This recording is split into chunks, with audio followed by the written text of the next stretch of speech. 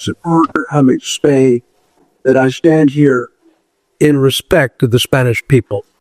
You underwent a national emergency last week, and as a country, you came together in a manner that we from North America can only salute and applaud. We, Chris and I, have between us 90 years of experience working in difficult countries in respect to, in Chris's case, tax issues, and myself, human rights. I never imagined the need to come here to Spain to talk about human rights and tax together. I never imagined, nor did Chris, when we were first retained to discuss the plight of a number of executives who were caught under the Beckham law, that it would turn into an investigation of a sister and an organization, Hacienda, that strikes fear in the heart of every Spaniard. We could not imagine the departure for rule of law that we saw in a member of the European Union.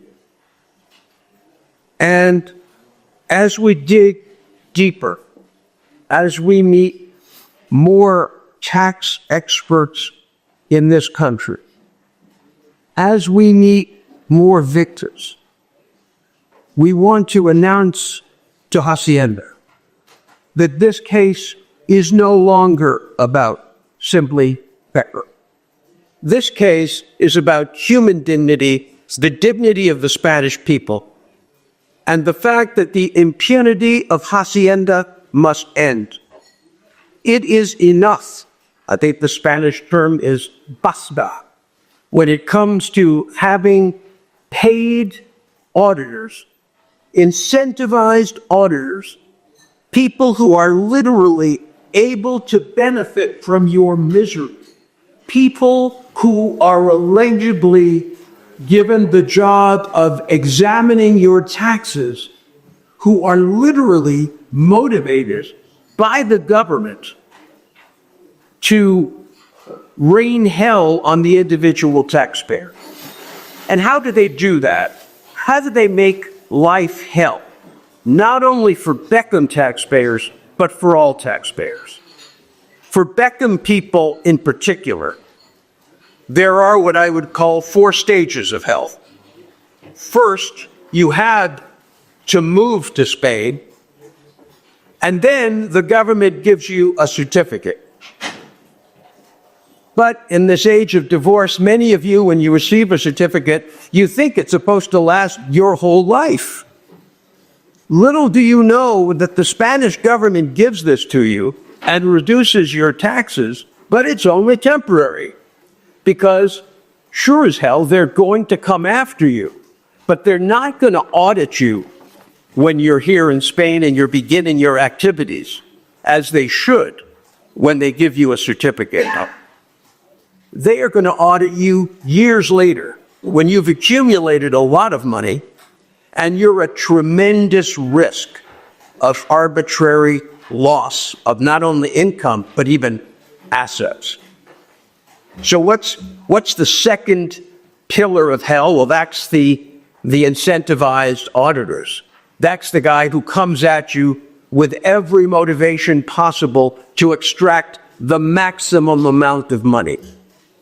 If you've done everything right, if you've got all your documents, and you've been a great taxpayer, you still lose.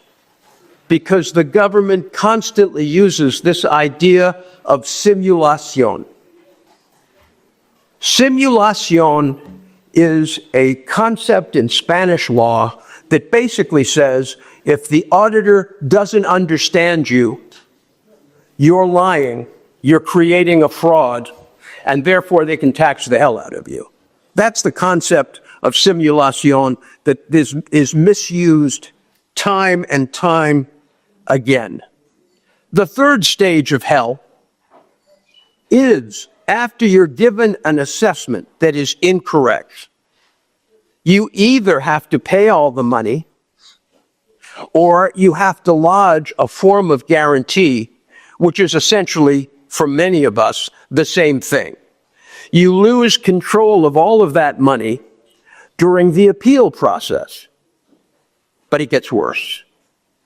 Because not only do you tie up your money, you have to pay for lawyers, you have to deal with the reputational fallout that the government is going around asking questions of everyone you know, including writing requests to your home country so that your own government thinks you're a criminal. And this pay before playing in terms of appeal also involves our Spanish colleagues who have to go through the same thing. So those fighting Beckham and those here in Spain fighting Hacienda, it's the same process. And now, and I won't call this the last stage of hell, but it's an entry into hell, you go to administrative courts. Now, let me say something about the administrative courts. They are not independent at all. They are a waste of time. And worse, you don't have to rely on me for that.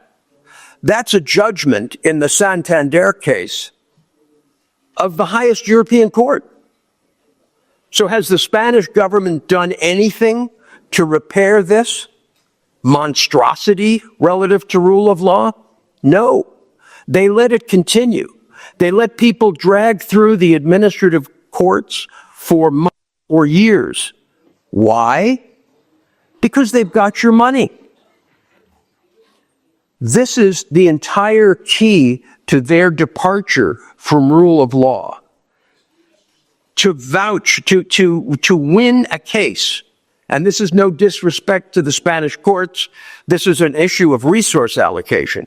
To win the case, you have to withstand 5 to 8 years of fighting and paying lawyers and all the reputational damage and having your customers get served with notices from Hacienda.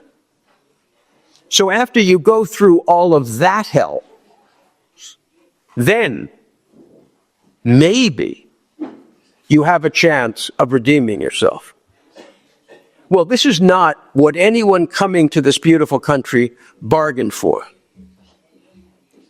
Nor is it what any Spanish citizen has bargained for based on the new, relatively new, I guess if you're old like me and Chris, relatively new Constitution of Spain, which guarantees you human dignity, which guarantees you security of the person.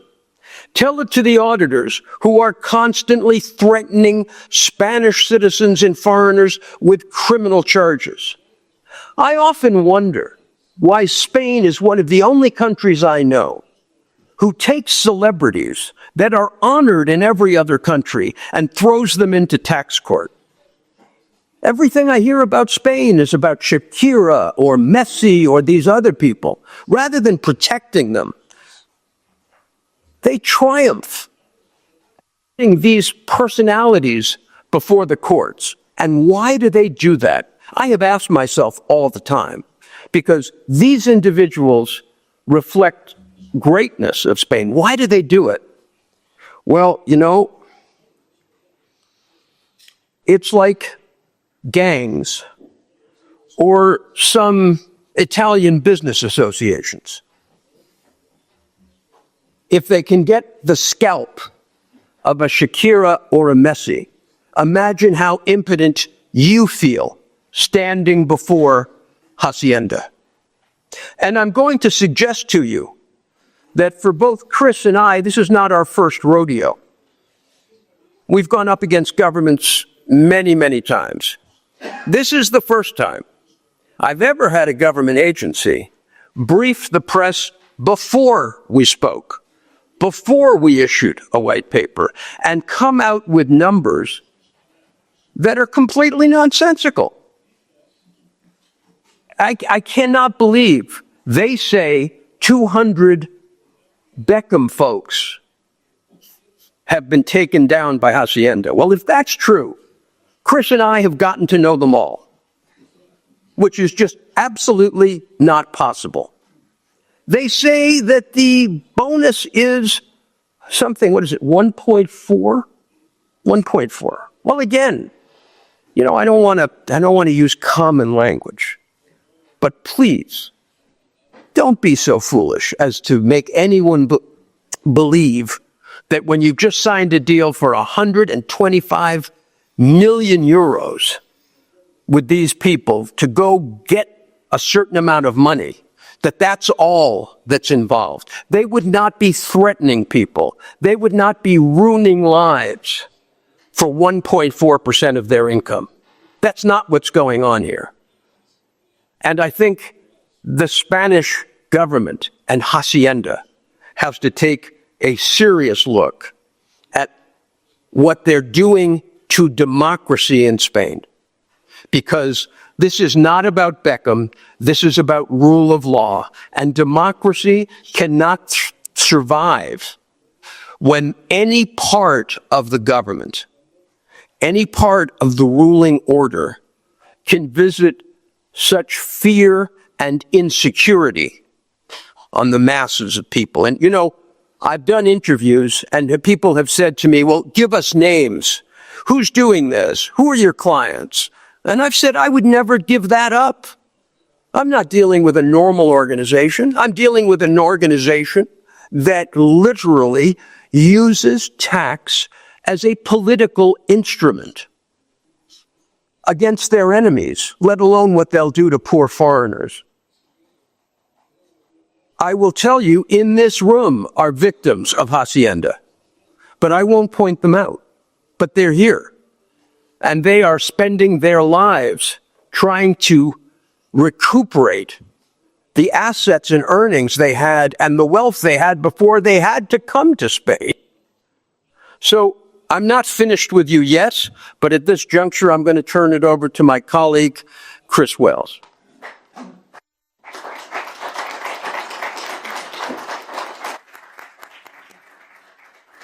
Bueno, pues toma ahora la palabra el profesor Chris Wells. Now, Chris Wells take the floor. As I said before, he was responsible for tax policies of the UK government between 1997 and 2003 with Desde entonces, Tony Blair and Gordon Brown. And since then, he's counseled over 20 countries around the world fiscales. on tax policies. Okay, good morning. Thank you, Carlos. Thank you, Bob, for the introduction. I think the white paper speaks for itself. I know you haven't had a chance to go through it yet, but I think you'll find that when you do have a chance to go through it and to go through it closely, you'll see that it says a lot. This morning, there is a relatively small amount of time to present some key points from the report, but the report is quite substantial. I'd also say it's, as it says on the cover, it's an initial report. I've done initial reports before, and the good thing about initial reports is that you come back later and you give the second report and maybe the third report. This is our first report, and we had to cut it off at some point. But the material kept coming to us. The victims kept coming to us. And so the problem was, when do we stop? But we stopped. We've pulled rather than stopped. The white paper, I think, is probably more eloquent than, well, I was going to say than Bob or I this morning. I'm not going to accuse Bob of not being eloquent. I'll restrict that comment to myself. The report is more eloquent than I'm likely to be this morning, and I'm going to try to be quite brief. We'll have time for questions afterwards, of course, and we'll be happy to answer lots of questions. I want to start by saying something that ought to be obvious, and that's that this paper and our work in general has nothing at all to do with party politics in Spain. there's a risk that we could be thought of as making an anti-government statement, a statement on behalf of the opposition, but we're not. Bob and I often tease each other about our personal political positions, which are arguably slightly different.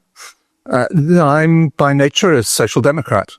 I was privileged, as you've heard, to work within the government of Tony Blair and Gordon Brown as a member of the Council of Economic Advisors for more than 6 years, and in some sense was the author of their taxation strategy for that period.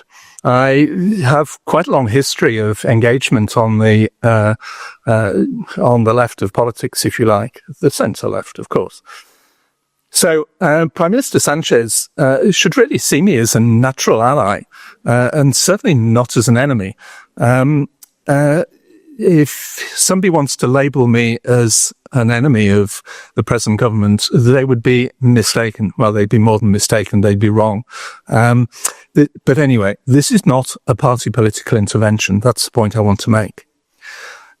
Secondly, as you've heard from Carlos and a little bit from Bob, and as will be evident from my white hair, I've been around a bit. I've been around as an advisor in many countries, working mainly with finance ministries and tax authorities, and I should say mostly working with them or inside them, in Western Europe, in Eastern Europe, in Central Asia, in the Gulf states, a lot recently in Sub-Saharan Africa, and a whole bunch of islands as well in different parts of the world. I mostly work in countries where there are problems. It's not always fun to work in countries where there are problems, but that's mostly what I do.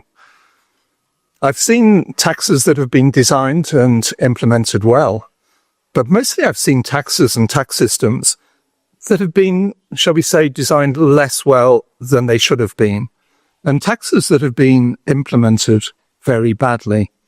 In terms of implementation, I've seen aggressive tax authorities with inspectors inevitably chasing the targets that have been set for them. I've seen some very strange and interesting interpretations of domestic law in some countries that leave me simply saying, you can't possibly mean that. Generally, though, they do mean that. But in most of the countries that I've worked in, the system actually prevents them from putting those crazy interpretations into action. Crazy interpretations are seen in the hierarchy for what they are, and they're stopped. In this, as in other areas, Spain seems to be a little bit of an outlier. Checks and balances perhaps are a facade, and maybe not as real as they should be. Turning to the Beckham Law, as we tend to call it because it's easy off the tongue. The Beckham Law has always been a badly designed incentive scheme, as will be apparent when you get a chance to read the white paper. One of the lessons that I tried to teach when I was in the UK government was that incentives really only work if they deliver certainty. People, and especially business people, don't commit unless they have certainty. The Constitution in Spain and EU law require certainty. They require legal certainty. The people who came to Spain, they and their employers, encouraged by the Beckham Law, thought that they had that benefit of that certainty. The words on the page seemed to provide it. People believed they understood the rules and were well within them. But the tax authority, unfortunately, has operated it in a way that destroys that certainty, that makes the law at best capricious, and worse than that, it seems to have operated the law, as Bob says, as a trap. The white paper provides some examples. Unlike Bob, I'm not a human rights lawyer. I've often thought that when I grow up, I ought to be a human rights lawyer. It would be good fun. But so far, I've not taken that plunge. Maybe a little bit later. And I came into this work thinking of it largely as a technical exercise involving a dysfunctional tax incentive scheme with a typically tough revenue authority making a mockery of the policy objectives of the Ministry of Finance. I often see that. I almost saw it in the UK government, but I managed to head it off most of the time. A disconnect between policy and implementation that leaves taxpayers puzzled and confused and frustrated, and policymakers scratching their head about the low take-up of an incentive scheme. If you don't give certainty, you don't get take-up. Those elements are certainly present in the Beckham law. I've rarely seen a high-profile incentive scheme so completely messed up by a tax authority. What's astonishing in Spain is that the Ministry of Finance hasn't taken responsibility for restoring order. The fundamentals of the scheme have been in place for more than 20 years now, so no one can just say it's a new scheme and everything still needs to bed down properly. Doesn't work as an excuse. I've spent just a few months looking at it, and I can already see how things could need to be changed to deliver the results that the Ministry of Finance apparently wants and the certainty that the taxpayers need. It's absolutely not rocket science, and I don't claim to be a genius because I can see how you can do it. The tax authority has had years to learn and make changes, but has actually chosen to leave uncertainty in exactly the place where certainty should be. The things that cause most problems have never been addressed in all that time. And now, as we say back in the village, the chickens are coming home to roost. We're beginning to shine some light on what is happening under the skirts of the tax authority.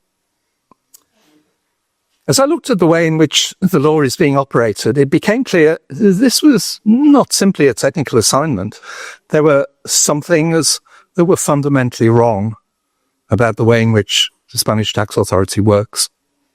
I'm sure you know that already. I was prepared for some cultural differences. I see cultural differences all the time. And I expected them between Spain and some of the other countries that I've worked in. But I have to say, not of this type and not on this scale. Let me focus on a couple of issues that I believe are fundamental. Bob has touched on a little bit of this. I've read some of the works, some of the documents that have been produced by the Spanish tax inspectors. And if I wanted to remain completely polite, I'd simply say that I perceived a need for perhaps some additional training. If I put it more plainly, I probably shouldn't on live stream. But anyway, I would simply say that I was shocked by four things in particular. Let me just say briefly what they are. One of them is the manner of engagement with the taxpayer. Spanish tax inspectors need to be taught how to sit across the table from a taxpayer as equals, like other tax authorities do, and explain their case in both technical and human terms, rather than hiding behind a faceless computer system and what seems to be a mistaken presumption of veracity from which the organization benefits. It will contribute immensely to perceptions of fairness if there is seen to be a shift in the balance of power that restores a real presumption of innocence on the part of the taxpayer, as Article 24 of the Constitution requires. As I said, I was shocked by the very poor quality of the documents that I've seen, documents that the tax authority sends to taxpayers, a classic example of shiny modern systems, wonderful computer systems being used to deliver repetitive nonsense. I was shocked by the inspector's use of what looks like contrived arguments about simulation and the weaponization of the threat of criminal proceedings as a means of, shall we say, persuading taxpayers to do a deal. And fourthly, I was shocked by the interminable length of the documentation, sometimes 100 pages of close-written text sent to the taxpayer that adds up to nothing more than, I don't believe you. Endless, meaningless lists of figures and descriptions, the same words and phrases and case citations trotted out time and time again. Cut and paste, cut and paste. So much evidence of wasted time. They need to be taught, as other authorities know, to get quickly to the heart of the matter and to make their case concisely and precisely by reference to the law, not to dubious, broad concepts. If tax inspectors were paid by the number of words they use, this would be a natural result. But I know they're not, and you know they're not. Of course, in the white paper, we talk about the tax authority bonus scheme, including the latest one that Bob mentioned, that was signed off less than a month ago. Frankly, it's unbelievable. I just make 2 points in these opening comments. We did some comparative analysis that showed how much of an outlier Spain is on inspector bonuses compared with other countries.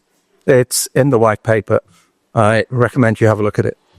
Secondly, we puzzled over how to reconcile the numbers that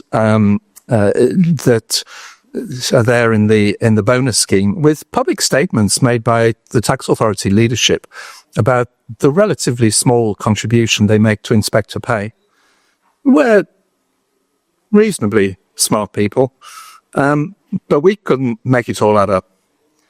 In any case, the point is this: if you give incentives of any size whatsoever to inspectors to collect more taxes or to collect them by one means rather than another, as the tax authority does here, you eliminate 100% their objectivity and independence.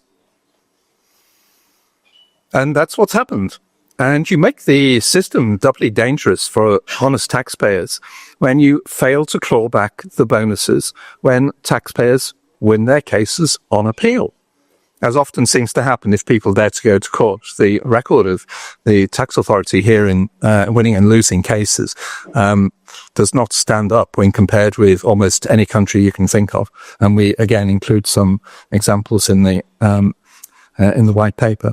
So we ask in the white paper whether it would be a good idea to give a judge bonuses on the basis of the rate of convictions that they achieve. For the avoidance of doubt, it's not a good idea. But the example I like more is the police. What would happen if police officers were given a bonus linked to the number of arrests that they make, and the bonuses weren't clawed back if the people were subsequently released and not charged? Well, I'll leave that one to your imagination. I think that probably wouldn't be a good idea either. Anyway, returning to the core of our work, we provide a couple of illustrations in there. It's a long document. The illustrations are worth looking at. The first thing that we illustrate early on in the paper is the impact of a Beckham law audit on the lives of 3 of the victims. They're all real people. We've obviously altered some basic facts because, like many people in Spain, they fear retribution by the tax authorities if they raise their head above the parapet. So they are there in the white paper in disguise. And secondly, if you get as far as Appendix 7, which is just before the end, we illustrate the financial impact for an impatriate of becoming an unexpected victim of an audit towards the end of their time in Spain.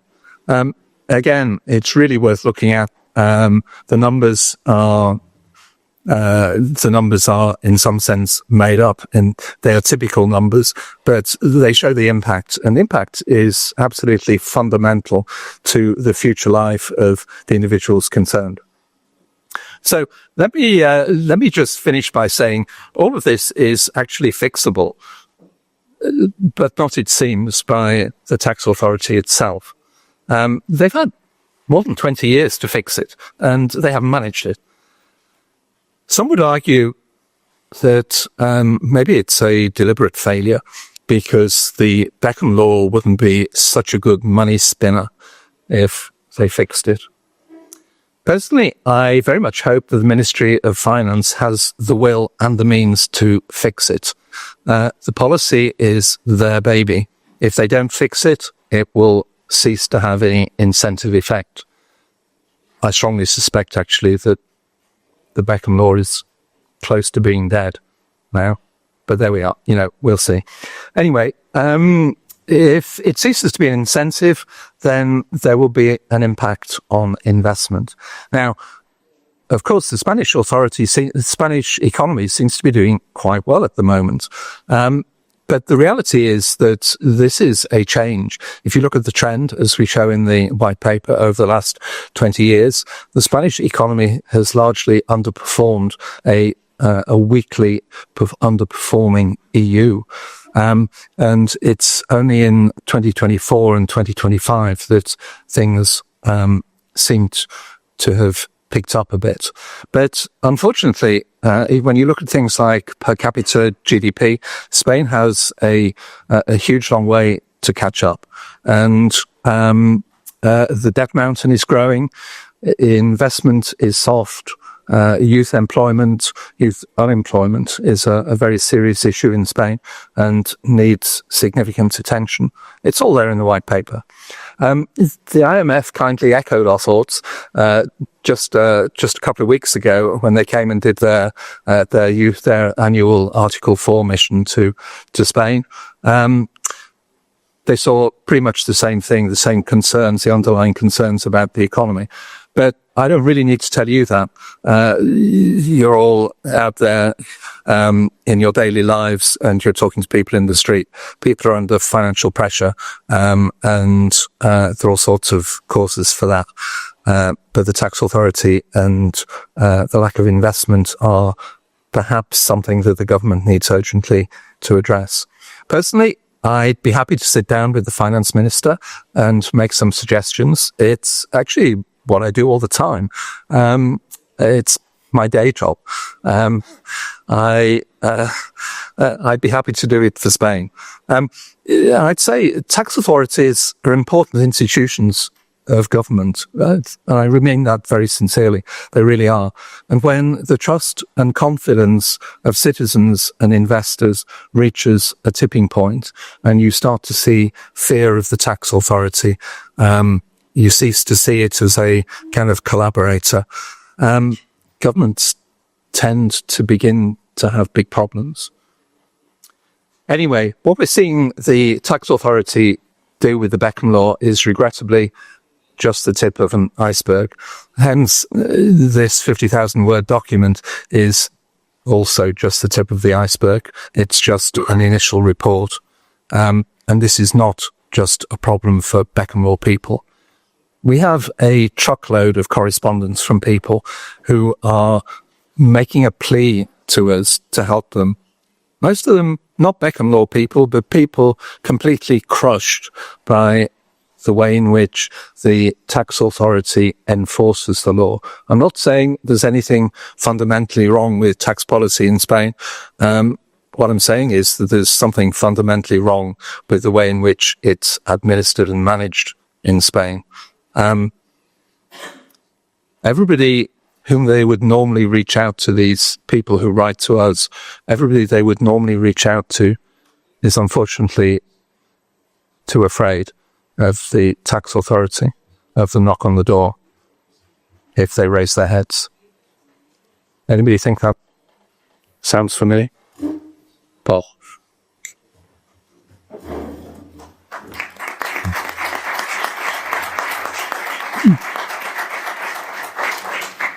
Muchas gracias, profesor Wales. Y por último, Thanks a lot, Mr. Wales. And now we'll have some comments by Bob Amsterdam. Somebody who has heard the knock on the door, being arrested in Moscow as I was in 2005, defending Yukos, I will tell you that I'm familiar with fear. But I will say this, I am shocked at the fear of tax professionals in Spain. I can tell you that a number of law firms will not speak to me. I can tell you a number of them that are helping me will not allow us to pay them. I can tell you a number that are working with us have said, if Hacienda finds out, I'll be audited within days.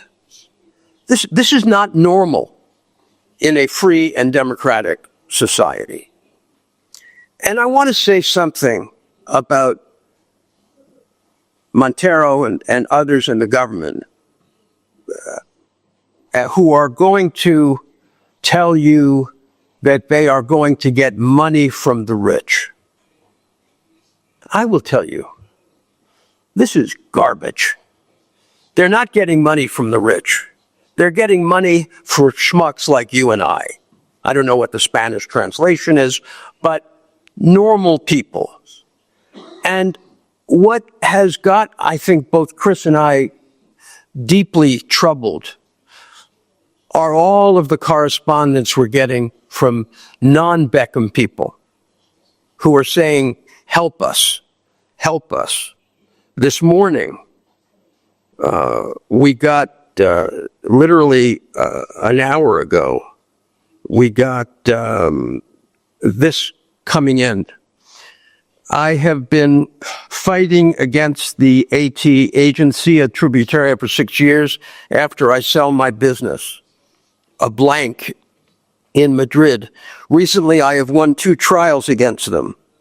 I can send all the information. My salary is being seized still now. My house, too.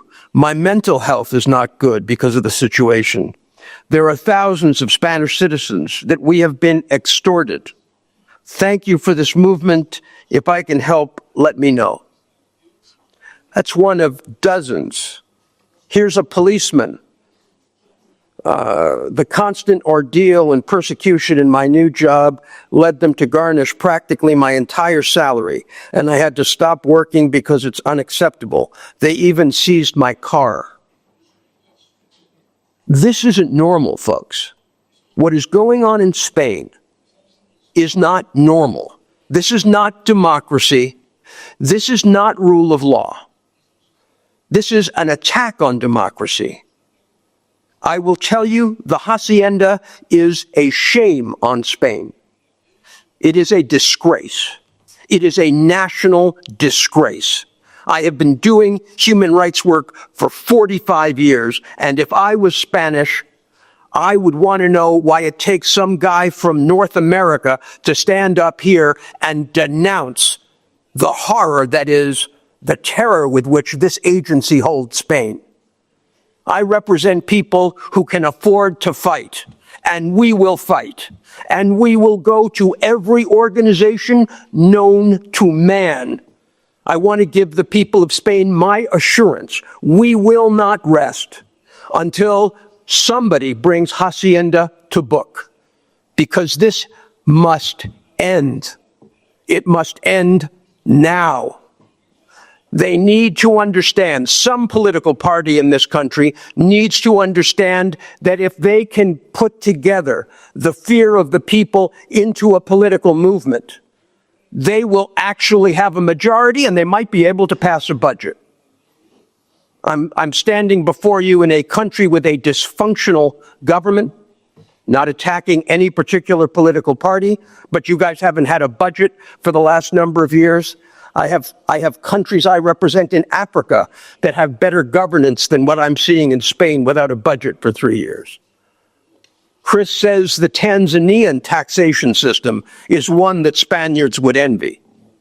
I mean, this is shameful. And the fact that they are so defensive that they've come out with statements about what we're saying before they've even seen the white paper is exactly what happens when you've got little children who are misbehaving. They come and apologize before you even know what they've done wrong.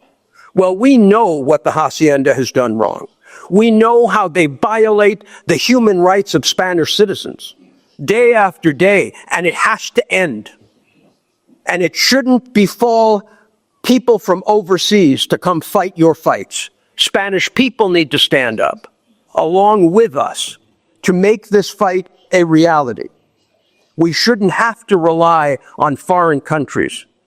Donald Trump is busy enough. We shouldn't have to bother him with this trade dispute. But I will tell you, we will not rest, not just because some of these clients I've known for many, many years, but because Juan, who writes to us, and our other friend who writes to us, can't be forgotten. When they go after the rich, when they go after the British, as they've done with real estate, be very careful. When they go after tourists, be very careful, Spain, about going after tourists, because thanks to your government, that's all you've got. Your entrepreneurial class is very low. Your manufacturing base is very low because your government has not matched incentives properly. And they've beaten up and kicked out the very entrepreneurs Spain should be attracting. Spain is going to need 24 million immigrants over the next few dozen years. Beckham is not the way to treat them, and Hacienda is absolutely not the way to mistreat them. Thank you very much.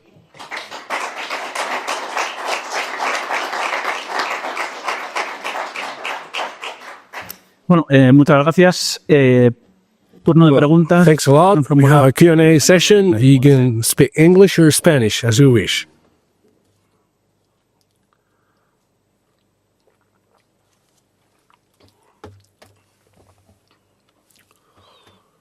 This is Mercedes Arrayer from Voz Populi. Do you think Hacienda, the Spanish tax authority, is damaging the Spanish image, trademark, what we call Marca España, in the world? Or maybe some of your advertising may contribute to this damaging of the image of Spain? I don't know what you think about this. I would like to know if there's any law firm or any lawyer in Spain you may tell us you are working with, or it's impossible to know any name, or at least number of law firms or lawyers you may work with.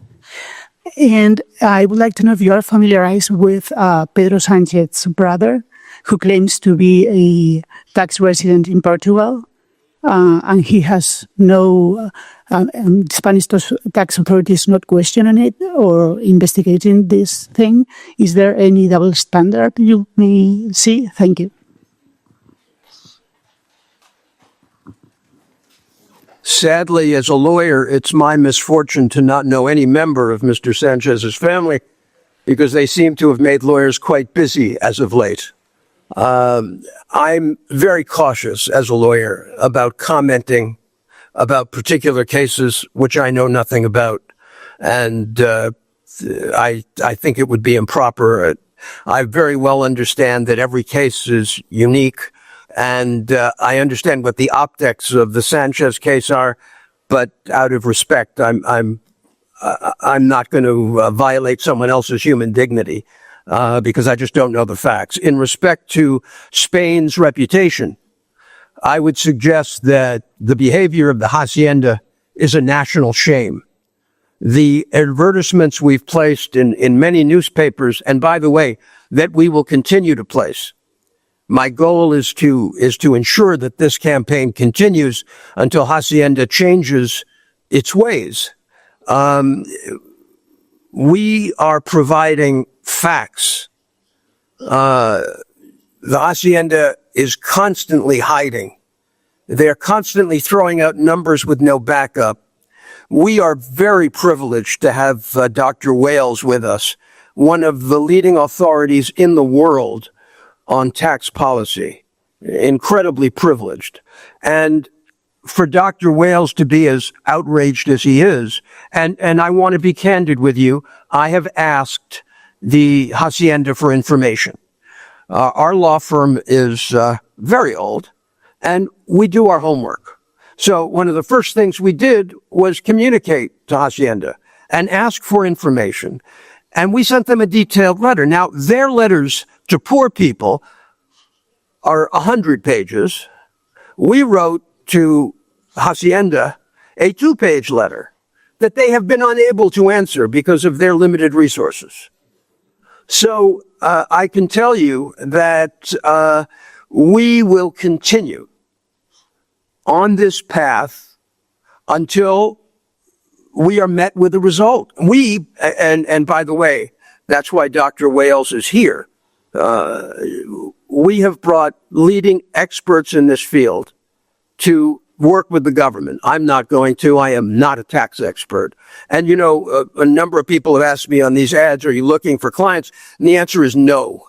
I would be doing a disservice to anyone to pretend that I'm going to practice Spanish tax law. Not anything I'm going to do. What I can say is, fortunately, human rights and EU law, these are things that are more general, because we are allowed as lawyers to analyze compliance with international treaties to which Spain is a signatory, and to mark their work compared to what their duties are under both international and domestic law. And Spain is failing. Spain is failing with regard to the Hacienda.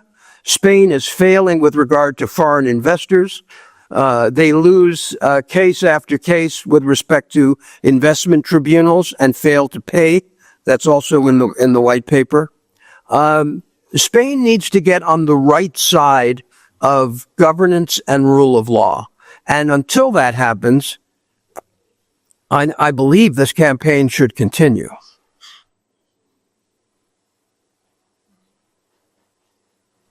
I was just going to add a quick point to that. Bob's right. We've asked for data from the Director General of the Tax Authority.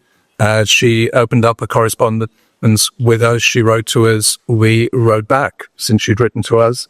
It seemed like a good idea. We asked her for information. She hasn't bothered to respond. It's probably 2 to 3 months since we wrote to her. Normally, the tax authority gives you 10 days to provide all of your financial details, maybe slightly less than that sometimes. There's a tremendous double standards going on here. The tax authority has put out some numbers this morning, which I think are completely insulting. I don't know how they expect anybody to believe them. You've got they say that bonuses are just a tiny proportion of a taxpayer's pay, as Bob has illustrated. You know, that can't possibly be the case. But it's not that so much that troubles me. Governments sometimes, go off the rails a bit and say things that maybe aren't quite right. But it's the absence of any kind of sense that you need to provide real data, real information to back up this statement. They think they can just come on and say, 70% of this, 30% of that, 1.4% of the other. And everybody's supposed to believe them. This presumption of veracity that the tax authority benefits from. Let them provide the same standard of evidence that they expect from a taxpayer. If you're a taxpayer, if you're a small business person in Spain, and tax authority wants to look at your books, if you write back and say, I spent 70% on this and 1.4% on that, are they going to say, great, that's just what I wanted to know? No. They're going to say, show me. Where's the evidence? Where's the documentation? Give me the invoice. Let me match the VAT, the input VAT with the output VAT, But for them, no. We don't need to provide you with any information. We just, we can just say something and you believe it. That's how it works, isn't it? Well, it doesn't work like that for me. I think it should work like that for anybody else in the room. Thank you very much. I'm one of those victims. I was thinking to come, and I traveled from abroad to come, and I'm one of those victims of Hacienda. And I was living like 25 years abroad with my companies and everything like that. And once Hacienda, they decided, because I have a couple of residences in Spain, they decided to say, okay, you are not living abroad, even if my wife and everything is abroad and my family and everything. And they tried to, they do the best. A lot of things that people don't know, and I would like to say it, is Hacienda monitorizes the phones of the people. Why I do know it? It's very easy, because once I knew the number I had to pay to Hacienda, I called my agency. I said, okay, sell this house and we will pay it. Just like this. And 4 days later, all my residences in Spain were blocked. 4 days. Since that, I know I hide the phone, because I give it to some specialists and they said they hijacked your phone. This is one of the things. They monitorize me by people following me. Each time I came to Madrid, I have like evidences and everything. And this is people they don't know, because sometimes they use their phone or they contact with people. So they monitorize everything.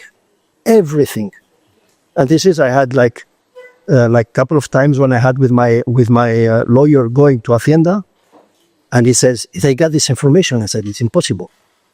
I said, how do they know this information? He said, it's impossible. And after I said, oh, I just called like 2-3 hours before, and they just told us this. To be sure, I've done a test after. I said, okay, if they're listening, I will call somebody and I'll ask to my lawyer, okay, go there and just tell me what they're going to tell you. And they exactly told them what I have told with my phone. So and these people, they don't know. So I came, even I didn't know, but I was very in doubt to come. But this needs to be denounced. This bid needs to be denounced. And I'm still in with them in fight. So it's Thank you very much for coming. yeah. Thank you. Okay, thank you very much. And probably people of Hacienda are here. No, I'm sure. So this is for sure. I can tell you for sure. So they monitorize everything. So for sure.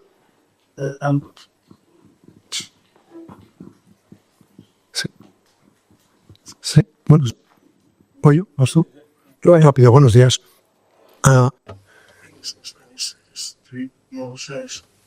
I've been for 30 years member of a Big Four.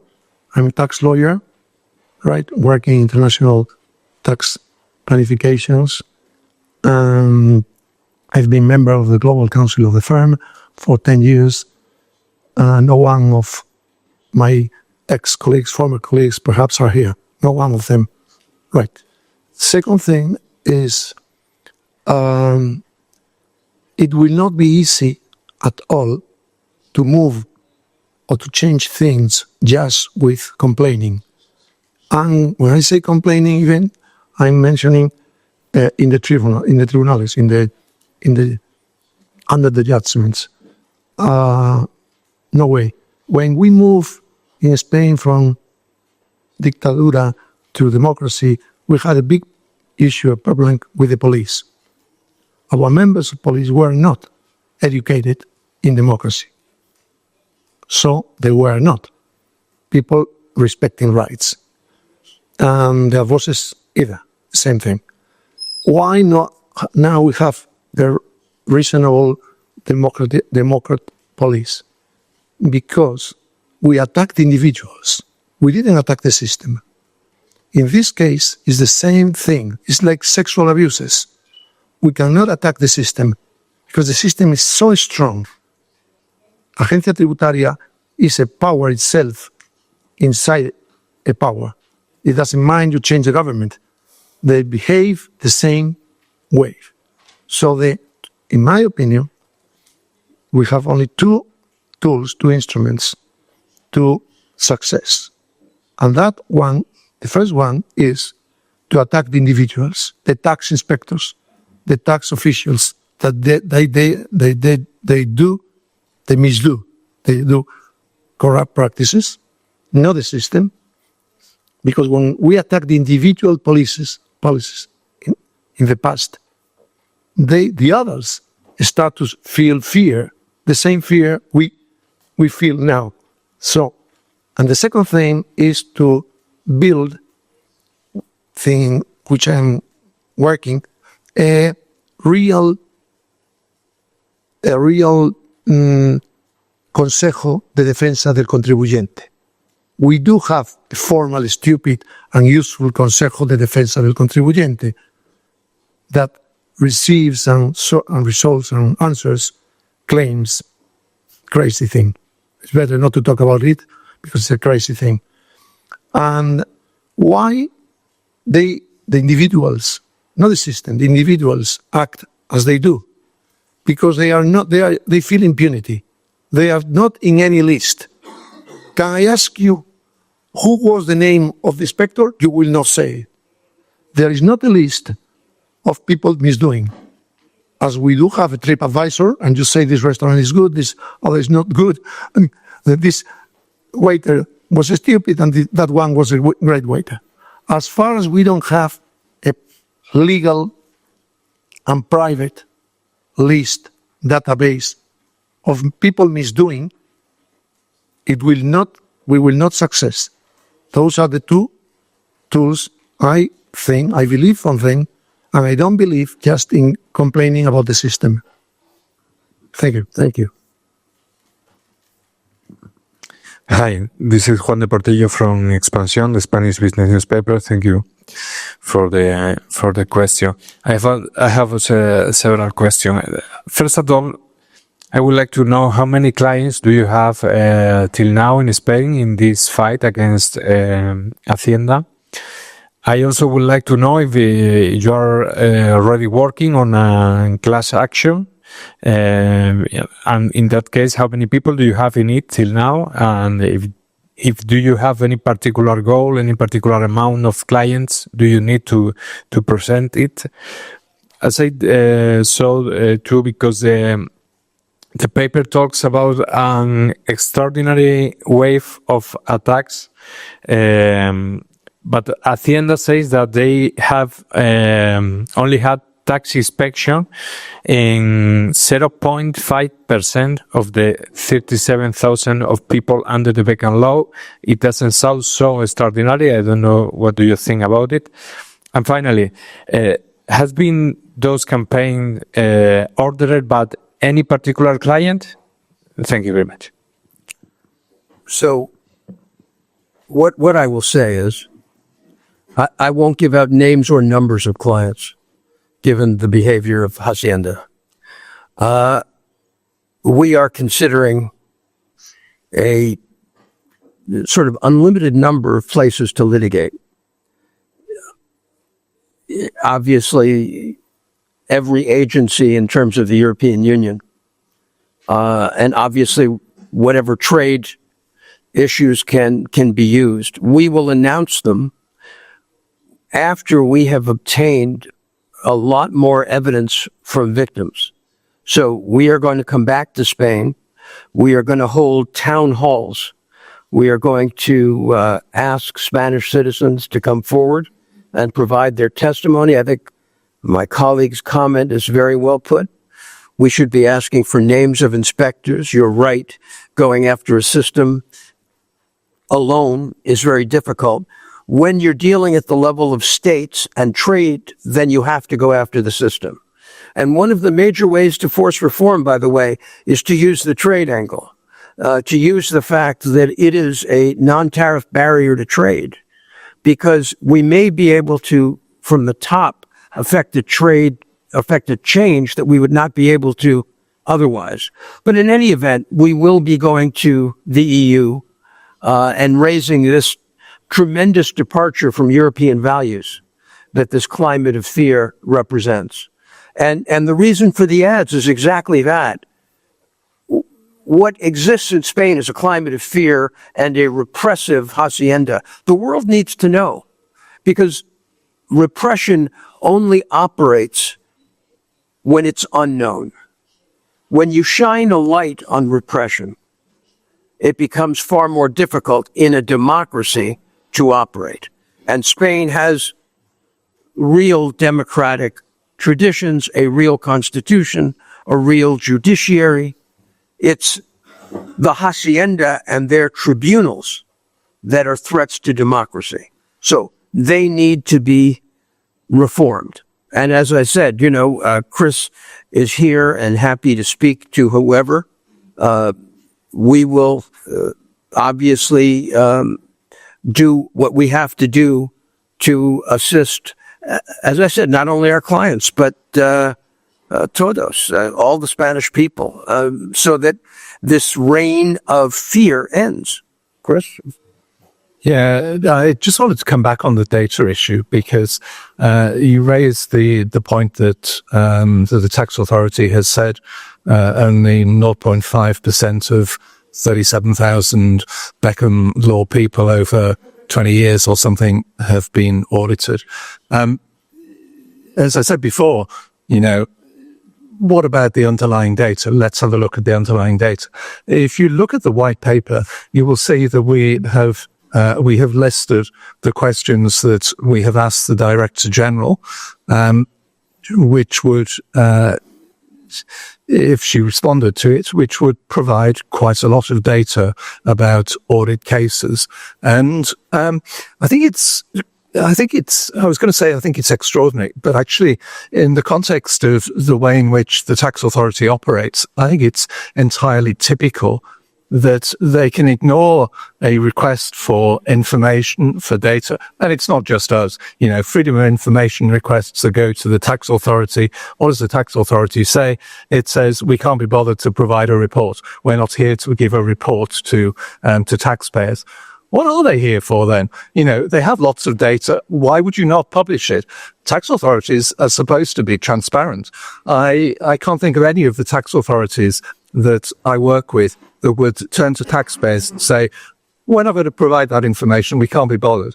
We'd have to do a bit of work in order to give you the numbers. In our case, they haven't even bothered to reply. The lady opens the correspondence with us and we ask her for some numbers, and she can't even give us the courtesy of saying, well, actually, we're a bit busy at the moment, so we can't manage to reply just yet. Just wait a while. It's discourteous. We replied to her letter. She didn't reply to ours. It's an attitudinal thing. As somebody said, I think in a Granada declaration some years ago, the tax authorities here think that people are subjects, not citizens. They are subjects. Now, I'm not a big believer in the monarchy, and I say that as a Brit in a monarchy.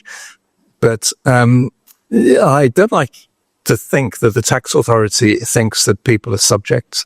That's not how it is. People are free. People are citizens. They are free citizens. They're entitled to information. What the tax authority has put out today is not information as you would define information. It's entirely flim-flam.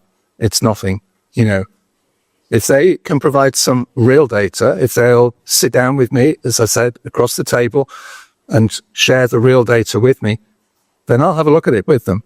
And I'm a perfectly reasonable person. I work with governments all the time.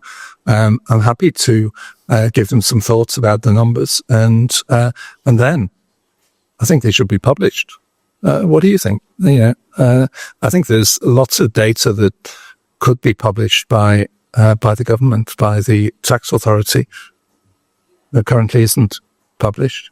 If you want to keep the lid on things, you don't publish data that may give rise to questions. Bob knows all about that. Yeah, it was pretty amusing to me that the day of this press conference, they decided to release numbers when we've been begging them for it for months. it's also very clear that they provide the end number without providing any of the facts. They don't actually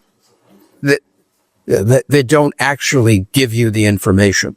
And it's one of the things about Hacienda I understand goes on almost generationally, that they keep everything together, they keep everything tight.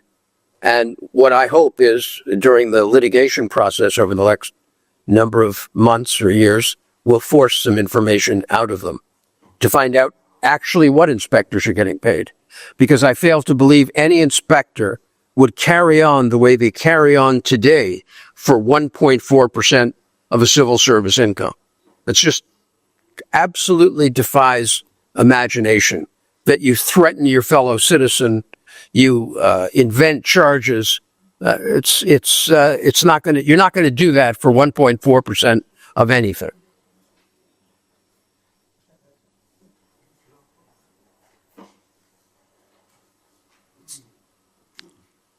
Okay, it's on. James Badcock from the Telegraph. Hello. And thank you for the presentation. A little question for Chris, picking up on something he said, which was that people, when they find themselves on the wrong end of Hacienda, don't reach out to the usual, the usual agencies or the usual options because they're too scared to do anything, to raise their heads above the parapet. I'd just like you to be a bit more specific about who is no use and should be some use to victims, and if possible, your impression on, is that very unusual? Have you seen anything like that anywhere else? Thank you. Okay, thank you for that. I certainly haven't seen anywhere where, and admittedly, I've only worked in 30 or 40 countries. I haven't worked in 192. So, my sampling is limited, but I haven't seen in any of those countries a situation where professional firms are turning down clients because they're afraid of the tax authority. I think that, for me, as Bob says, the pressure on professional firms is symptomatic of the problem here. Now, lots of people can't afford to go to lawyers anyway. And there are lots of small business people in Spain who seem to be under significant pressure from the tax authority. I don't know all the details, obviously, but people are under pressure. Where do they really go to? How do they get help? I get the impression that there's almost nowhere you can go to get help because everybody is afraid. Everybody is afraid that if you stand up, you get your own door knocked on. I think that's a pretty desperate situation, frankly, for a country like Spain. And I can't think of anywhere else where that would be the case. So I can't give you a comparative to that. People need help with the tax authorities. And one point I'd just like to make, which all of you, I think, would be familiar with, and that's the fact that, of course, in Spain, you have a self-assessment system. So everybody has to fill in their own forms. Now, I personally, I've been doing tax since I was quite a bit younger, and I hate filling in forms. And forms, particularly online forms, maybe it's just my age, but online forms I completely hate, because often the answer isn't yes or no or a specific amount. There's actually an explanation you need to give, and often the form is quite difficult to fill in. And so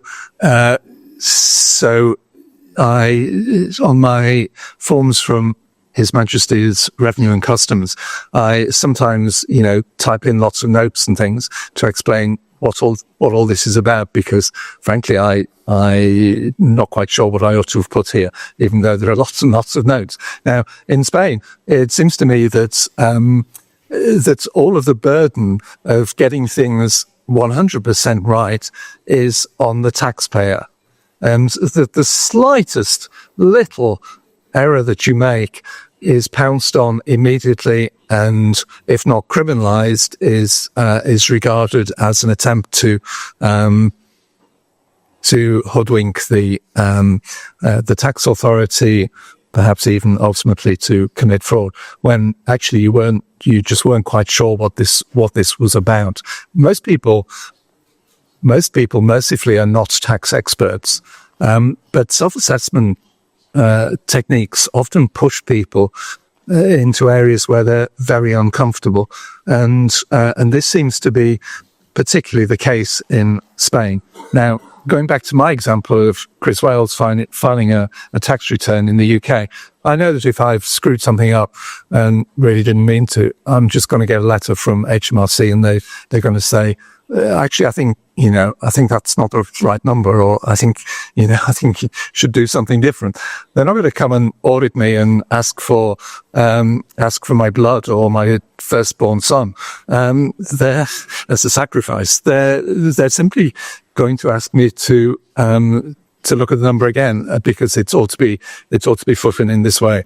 That doesn't seem to happen here. The audit process, from everything I've seen of it, is a terrifying process, an ordeal for ordinary citizens. That's why people are afraid of it, and that's why it's used as what seems like a punishment sometimes. And we've had some quite disturbing reports from some people of the politicized audit, the audit that results when, and I'm not attaching this to any particular administration, but the audit that happens when you've done something in a public position, not a government position, but a public position that the government didn't like, you get suddenly audited. Well, and the people who stood next to you get audited as well. Of course, it's probably a coincidence, but just something to think about. Well, in fact, let's be really clear. We've had people come to us who have been victims of political audits. We can't even describe the circumstances because we have to keep it anonymous. But I think there's a famous case now going on in Madrid concerning tax information that's been released, the Ayuso case.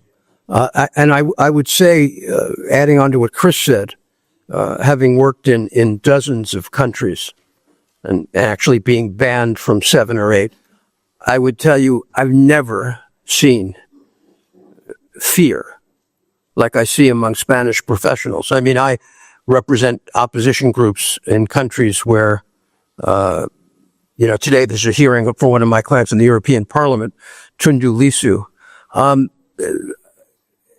In any of these countries, I have never been turned down as a lawyer looking for help or assistance for clients, the situation I've experienced in Spain, where people will say to me, if I work with you, I'll be audited.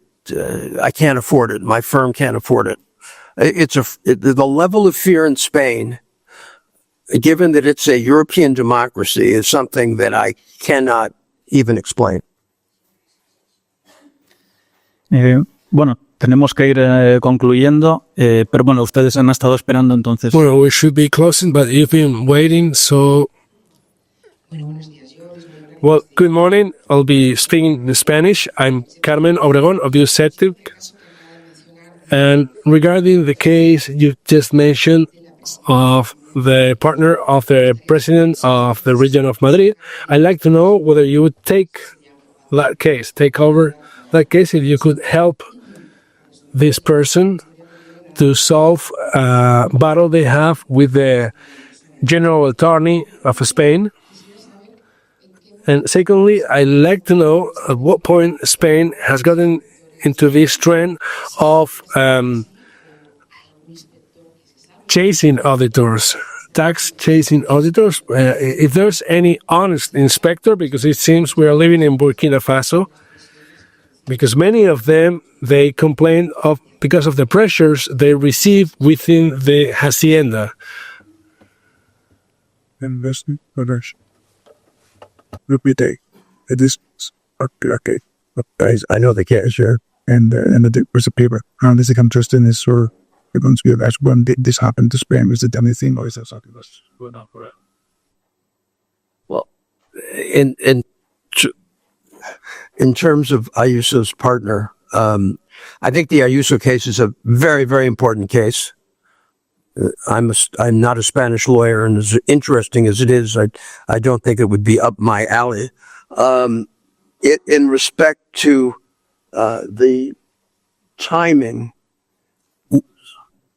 of the haciendas, for instance, the auditors changing in becoming more aggressive in tone, I don't want to speak for Chris, but I believe Chris and I have been told that there has been a significant change in tone over the last 10 years, that the situation in respect to auditors has gotten worse. Chris, am I right? What I'd say, because I'm one of those people who doesn't like to say anything unless they've got all the facts, I honestly don't know. The anecdotal evidence that we have suggests that there has been a toughening of the approach. I cannot verify that from data that I have available.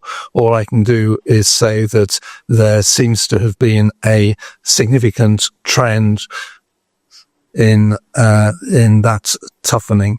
So whether that coincides with particular audit plans that the tax authority has for particular years, I can't say exactly. We don't have, as I said a couple of times, we don't have reliable data from the tax authority to enable us to answer that question precisely. Personally, I think there is some toughening up, but I can't absolutely say that's happening. As governments get under pressure for more revenue, they do things that they might not otherwise do. As tax administrations get under more pressure, they do things that they absolutely should not do. I could give you a lovely example from Uganda, where the tax authority needed to collect another 1.5 trillion shillings. It's kind of meaningless in euro terms, but it's quite a lot of money. And they'd been told to go and get it from the informal economy. And so they tried. Yeah, it was an interesting process. Most of the people they try to get money from have got no money at all. Now, of course, the easiest thing to do if you're a tax administration under pressure is to get more money from people who regularly pay taxes. And Spain has its own informal economy. We use some figures from 2 or 3 years ago, maybe more than that, in the white paper. I think we set a range of kind of 15 to 20% of the economy in Spain being informal. I'm not sure whether that's true today. I've seen the informal economy in lots of countries, but I can't really say whether that's right or not. The thing about people in the informal economy is that they're actually quite difficult to get tax revenue from, because they hide. They are hidden. That's what it's about. It's activity that's in the shadows. The one thing about Beckham law people is so they're absolutely not in the shadows. They arrive in Spain and they put their hand up and say, "Here I am. I'm a taxpayer. I'd like to be taxed under this law, please. But here I am. This is my address. This is my employer." The one thing that they are, in general, is compliance. They're people with a compliance history. If you look at, and again, we've got some numbers in the white paper.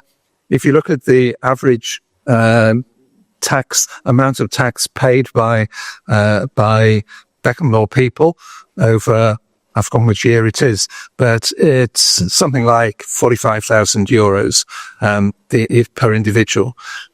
If you look across the population of Spain and say, how does the amount paid by Beckham law people compare with other people? Well, there's maybe a bit of a difference. and it's not the Beckham law people who are paying less. So my point is really this: you can, if you're in Uganda, you go and try and get lots and lots of money from people who've got almost nothing but are street traders, in an attempt to meet your revenue targets, and you don't get a bonus, by the way. If you're in Spain, who do you target? You target people that you know about, people who are there, people who are properly tax registered, people identifiable, and you try and get money from them. It's quite easy, really, isn't it? I mean, Beckham law people, probably the most visible of all people. If you're a tax authority trying to chase a target and an inspector looking for a bonus, yeah, why not have a go? These guys are foreign. They're probably cheating us anyway. They're nasty foreigners. They'd probably taken our jobs. Let's get some more money from them. What can I say?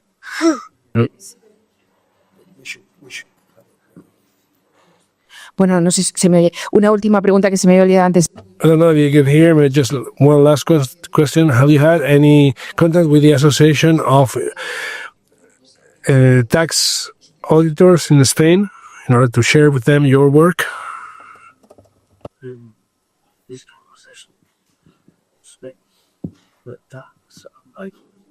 No, not yet. We certainly hope to.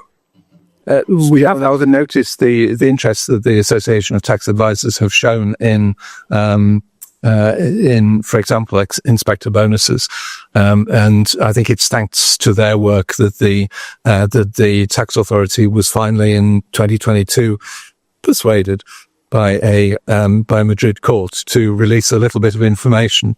Obviously, not all the information, but a little bit of information about the bonus scheme. But they're very coy about providing the details. It's puzzling, isn't it? It's obviously being paid for out of taxpayer money, and yet you're not allowed to know. Okay. Tenemos tiempo para una última pregunta, por favor. And very fast question. In case someone from Hacienda is around here, I love you all guys. Great persons. But to be serious, I don't know if it's already answered, you don't have to now. But my question is about the specific outputs about this, out from this initiative. What can we get out of this? Specifically, if it is in the white paper, I can go through it later on. So don't worry about it. It's in the white paper, but I would say to you, we will be going to various European agencies and courts as a start, except we also want to get more testimonies from Spanish citizens about the situation they face. So thank you all very, very much for coming. Thank you.